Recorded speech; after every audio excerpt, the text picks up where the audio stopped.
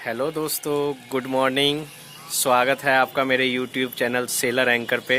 मैं हूं अभिषेक मिश्रा। मॉर्निंग के 7 o'clock हो रहे हैं, अभी अभी सो के उठा हूं। दोस्तों, आज की जो वीडियो है बहुत ही इंटरेस्टिंग होने जा रही है। आज मैं डिस्कस करने वाला हूं इस वीडियो में जो जीपी रेटिंग से ऑफिसर बनते हैं और कैडेटशिप से ऑफिसर बनते हैं, दोनों में क्या डिफरेंस है।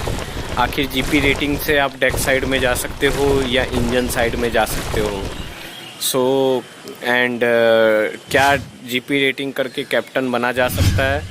तो इन सब सवालों का मैं जवाब दूंगा। और जीपी रेटिंग से जो एग्ज़ाम निकालते हैं, जो सेकंड मेट, चीफ मेट और कैप्टन का, उसमें और जो कैडेटशिप से एग्ज़ाम निकालते हैं, उन दोनों में क्या डिफरेंस है। तो आज हम इन सब चीज़ों के बारे में डिस्कस करेंगे इस वीडियो में। तो सबसे पहले जिन्होंने मेरे चैनल को लाइक और सब्सक्राइब नहीं किया है तो वो लाइक, सब्सक्राइब या डिसलाइक या कमेंट या जो भी है नेगेटिव कमेंट ज़रूर डालें, जिससे कि मैं इम्प्रूव करने की कोशिश करूं और मैं और अच्छी नॉलेज आपको दे पाऊं अपने चैनल के थ्रू। मैं लास्ट 3 डेज़ से गांव में बिजी था, गांव में विजिट कर रहा था अपने विलेज में। अभी भी मैं विलेज में ही हूं, अभी दिल्ली नहीं आया, दिल्ली आ जाऊंगा कुछ ही दिनों में। तो दोस्तों, यहाँ की हरियाली मुझे बहुत पसंद है, बहुत मनभावक है। ऐसी हरियाली और ऐसा एनवायरनमेंट है वो कहीं मिलेगा नहीं। एनी हाउ, हम लोग let us come our topic. So दोस्तों, आज मैं बात करने वाला हूँ सबसे पहले जीपी रेटिंग क्या होता है, जनरल पर्पस रेटिंग क्या होता है। देखो, अगर मैं आपको ये कहूँगा, अगर आपको जीपी रेटिंग ही करना है तो डोंट वेस्ट योर टाइम। आप ग्रेजुएशन मत करिए, 12th मत करिए, टाइम को वेस्ट मत करिए। क्योंकि आप जितना टाइम आप इन सब चीज़ों में लगा देंगे, मान लो 12th करने में आपने 2 साल लगाए, उसके बाद फिर ग्रेजुएशन में अगेन 3 years लगाए, सो टोटल आपने 5 year खर्च किए। 5 year खर्च किए, उसके बाद 1-2 साल ढूंढने में 7-8 साल तक तो आप चीफ ऑफिसर या कैप्टन बन सकते हैं अगर आप जीपी रेटिंग करें। नहीं तो 3rd या 2nd ऑफिसर तो 101% बन सकते हैं। अब सबसे पहले आता है जीपी रेटिंग। तो दोस्तों, जीपी रेटिंग का मतलब होता है जनरल पर्पस रेटिंग।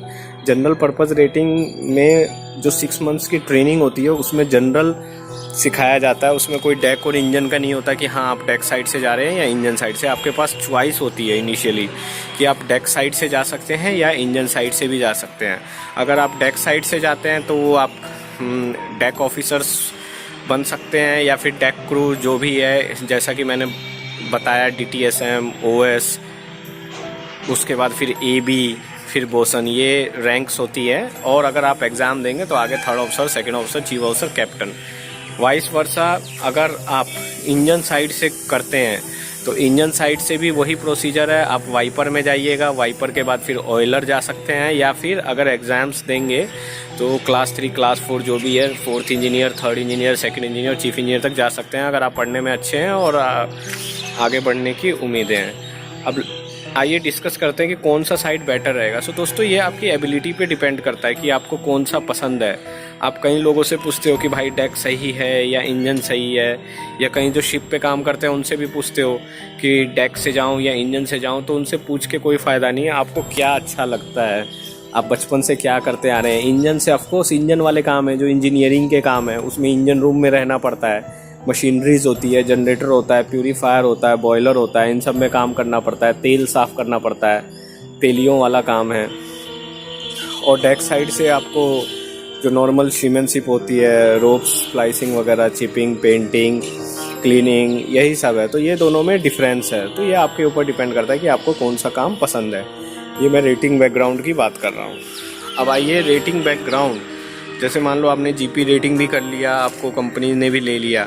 अब उसके बाद आपको क्या करना है। उसके बाद अब आपके ऊपर डिपेंड करता है। अगर if you are really good student, आपने मान लो आपको किसी ने गाइड नहीं किया, आप जीपी रेटिंग के थ्रू आए हैं, मगर आप आगे बढ़ना चाहते हैं फ्यूचर में, तो of course you can give your second mate exam also. Second mate का मतलब है जो 2nd ऑफिसर की COC होती है, वो भी आप दे सकते हो। तो उसके लिए आपको सेकेंड मेट के लिए 2 ऑप्शन है आपके पास। या तो आप UK से कर सकते हो या फिर इंडिया से। अगर UK से आप करेंगे तो 10 लाख या 15 लाख रुपए, मिनिमम 15 लाख मान के चलिए, और इंडिया से 2 लाख। बट इंडिया का प्रोसीजर क्या है, अगर जैसे आप जीपी रेटिंग है तो पहले क्या था, अगर आप साइंस बैकग्राउंड से जीपी रेटिंग है तो डायरेक्ट सेकंड मेट दे सकते थे। अभी थोड़ा गवर्नमेंट ने ये रूल्स चेंज कर दिए हैं, DG शिपिंग ने। क्या है, आपको पहले रिटर्न देना पड़ेगा, फिर रिटर्न के बाद रिटर्न ओरल वापस से दे के तब आप क्लियर करेंगे। तो इंडिया से सेकंड मेट करने का ये प्रोसीजर है रेटिंग बैकग्राउंड से। तो दोस्तों मैं क्या सजेस्ट करूँगा कि अगर आपको सेकंड मेट करना ही है तो बेटर है कि आप इंडिया से ही करें, क्योंकि अगर आप यूके जाते हैं, आप इतना पैसा लगा के भी अगर जॉब की प्रॉब्लम आती है तो वो बेकार है। सो इस तरीके से आप रेटिंग बैकग्राउंड से भी अगर आपने 36 मंथ्स कंप्लीट कर लिए हैं सक्सेसफुली, तो उसके बाद आप ऑफिसर बन सकते हैं, 3rd ऑफिसर बन सकते हैं। फिर उसके बाद ऑन बोर्ड प्रमोशन होकर 2nd ऑफिसर बन सकते हैं। फिर चीफ मेट का एग्ज़ाम देके चीफ ऑफिसर बन सकते हैं और फिर कैप्टन। सो ये प्रोसीजर है जीपी रेटिंग के थ्रू।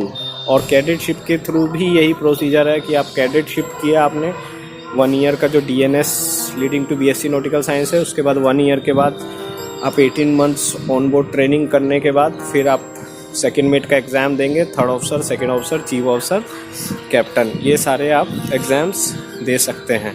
सो ये है आपका कैडेटशिप के थ्रू। अब COC में डिफरेंस क्या होता है? अब क्वेश्चन हमारा ये है कि जो रेटिंग बैकग्राउंड से होती है वो COC क्या दूसरे कलर की होती है और कैडेटशिप की COC क्या दूसरे तरह की होती है? सो नहीं, COC कोई भी हो सब एक ही कलर की होती है। आप COC में जैसे आप सेकंड मेट का एग्ज़ाम दे रहे हैं, अगर आप 10 बार भी फेल हो जाते हैं तो COC में कहीं भी मेंशन नहीं होता है कि आप कितनी बार फेल हुए हैं या आपने फर्स्ट अटैम्प्ट में क्लियर किया। आप चाहे 10 बार में करिए, चाहे 15 बार में करिए, या फिर आप फर्स्ट अटैम्प्ट में करिए, COC में कहीं मेंशन नहीं होता। और सारी COC एक ही होती है, चाहे वो रेटिंग बैकग्राउंड से हो या फिर कैडेट बैकग्राउंड से हो। तो ये डिफरेंस होता है COC में, कोई भी डिफरेंस नहीं है। COC इंडियन COC की मैं बात कर रहा हूँ। फिर UK COC डिफरेंट है।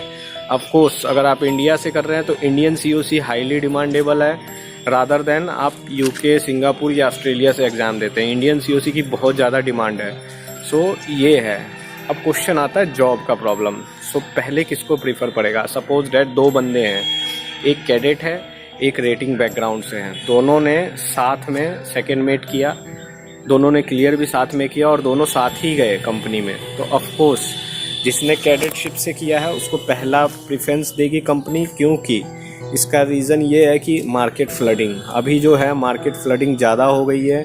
सब कंपनीज़ के अपने अपने इंस्टीट्यूट हो गए हैं, वो अपने अपने कैंडिडेट्स वहाँ से निकाल रहे हैं। तो इसके लिए पहले क्या होता है, वो कैडेटशिप वाले को ज़्यादा प्रीफर करते हैं, जो कैडेटशिप जिन्होंने किया हुआ है। ऐसा नहीं है कि COC में डिफरेंस होता है दोस्तों, COC तो सेम ही होती है, लेकिन कंपनी ने ये स्टार्ट कर दिया। लेकिन अभी भी स्टिल अगर आप चाहे रेटिंग बैकग्राउंड से चाहे कहीं से हो, फिर भी COC की डिमांडेबल है दोस्तों। आप ट्राई मारेंगे तो ज़रूर कहीं ना कहीं चांस मिलेगा और उसके बाद फिर से अगेन कंपनी स्विच ओवर कर सकते हैं। मैंने कितने मतलब मास्टरों के साथ सेल किया जो रेटिंग बैकग्राउंड से भी मास्टर बने हैं, जिन्हें जो अवेयर नहीं थे शुरू में, जिन्होंने GP रेटिंग किया बट स्लोली वो कैप्टन बन गए। तो इस तरीके से आप रेटिंग बैकग्राउंड से भी अपना कैरियर बना सकते हैं। ऑफ कोर्स मैं तो ये सजेस्ट करूँगा कि आप टाइम वेस्ट करने की जगह अगर आप GP रेटिंग कर रहे हैं तो फटाफट करिए कॉन्ट्रैक्ट, अपने 36 मंथ देके एग्ज़ाम देके और आगे प्रोग्रेस कर सकते हैं। आपको कहीं ना कहीं ज़रूर डेफिनेटली 100% अभी भी बहुत डिमांडेबल है ऑफिसर की, और करिए प्रॉपर तरीके से। मैं क्या बोलूँगा कि अगर आप जैसे ये पनामा और लाइब्रेरियन COC है, इन सब की ज़्यादा वैल्यू नहीं है, ये तो ऐसे ही मिल जाती है। अगर आप पनामा सेकंड ऑफिसर हैं तो उसको $1000 एक AB से भी कम मिलते हैं। सो दोस्तों ये चीज़ों का ध्यान रखिएगा, इन सब बातों का ध्यान रखिएगा। तो ये हमारा आपका डाउट इसमें कुछ भी है मुझे बता सकते हो कि अगर DTSM, OS, AB, बोसन ये क्या रैंक होता है। So these things are there. So DTSM जो होता है mostly DTSM deck trainee seaman होता है, उसके बाद OS होता है ऑर्डिनरी सीमैन, फिर AB होता है able seaman and boson. Boson final होता है। बोसन के लिए आपको मतलब काफ़ी सी टाइम की ज़रूरत होती है। बोसन बनने से अच्छा तो अगर आपको एग्ज़ाम देना है तो आप एग्ज़ाम भी दे सकते हो, इस तरीके से आप एग्ज़ाम दे सकते हो। तो बोसन तक अगर आप इंटेलिजेंट है वाकई में तो बोसन तक पहुंचने की ज़रूरत नहीं है। आप DTSM, OS, AB और उसके बाद फिर आप सेकेंड मेट करके सेकेंड मेट ऑफिसर का एग्ज़ाम दे सकते हो। सो ये डाउट्स क्लियर हो गया आपका। अगर इसमें किसी भी तरीके का डाउट है तो आप मेरे को डेफिनेटली बोलिएगा। सेकेंडली ये है, कहीं पूछ रहे थे सर फिटर के बारे में बताओ, तो फिटर का भी यही है।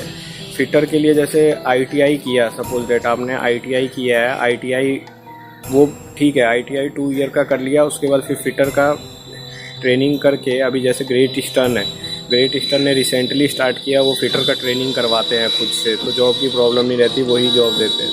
तो इस तरीके से फिटर में भी, लेकिन फिटर में थोड़ा हार्ड काम है। फिटर में काम हार्ड है। फिटर में कटिंग वेल्डिंग करना पड़ता है, उसके बाद आपको फिर फिटिंग का काम है, इंजनों में काम रहता है, मशीनरीज का अलाइनमेंट वगैरह बनाना रहता है। तो फिटर का बेसिकली वो जॉब होता है।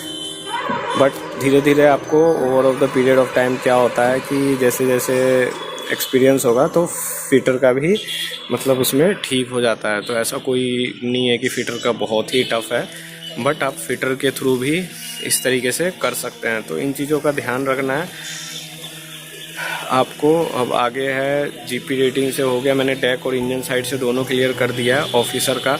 अब इस बारे में अगर आपको किसी भी तरीके का डाउट लगता है कि हाँ जीपी रेटिंग कहाँ से करना है, ये तो मैंने आपको बताया ही था कि स्पॉन्सरशिप लेके करेंगे तो अच्छा रहेगा। अगर जिनके रेफरेंस है, आजकल क्या है, अगर आप इनिशियली जीपी रेटिंग कर लेते हैं उसके बाद जॉब की प्रॉब्लम आ रही है, बहुत सारे इंस्टीट्यूट्स ओपन हो गए हैं जो जीपी रेटिंग करा रहे हैं बट जॉब फैसिलिटीज़ उनके पास नहीं है, तो वहाँ से करके वेस्टेज ऑफ टाइम है। आप 2-3 साल वैसे ही नौकरी ढूंढने में लगा देते हो, फिर 1-2 साल एजेंट के चक्कर में घूमते रहते हो, फाइनली क्या होता है, रिजल्ट ओवरकम 0 आ जाता है। तो इस तरीके से आंख बंद करके जीपी रेटिंग मत कराइए। अगर किसी को जीपी रेटिंग करना है तो मुझसे कंसर्न करो, आई विल गाइड कि कौन सा इंस्टीट्यूट बेटर रहेगा और क्या प्रॉपर प्रोसीजर है। सो दोस्तों आज की वीडियो में इतना ही था, ज़्यादा मैं नहीं बताऊंगा। तो इन चीज़ों का आपको ध्यान रखना है। और हाँ, एक वेरी इंपॉर्टेंट मैं आपको मैसेज देना चाहता हूँ। आप जो भी वीडियो देखते हो तो उसको ध्यान से पूरा कंप्लीट देखा करिए। ये बात मैंने लास्ट में बोली है, अगर मैं शुरू में बोलता तो आप ज़रूर देखते, लेकिन मैं जानबूझ के लास्ट में बोलता हूँ ताकि आपको ध्यान में रहे। और नेक्स्ट टाइम से मैं कुछ क्वेश्चंस भी पूछा करूँगा जिनका आंसर आप मुझे मेरे कमेंट में दे सकते हो, जो शिपिंग से रिलेटेड है और नॉर्मली ओरल्स में ये जो इंटरव्यू में पूछे जाते हैं। सो ओके दोस्तों, बाय, टेक केयर।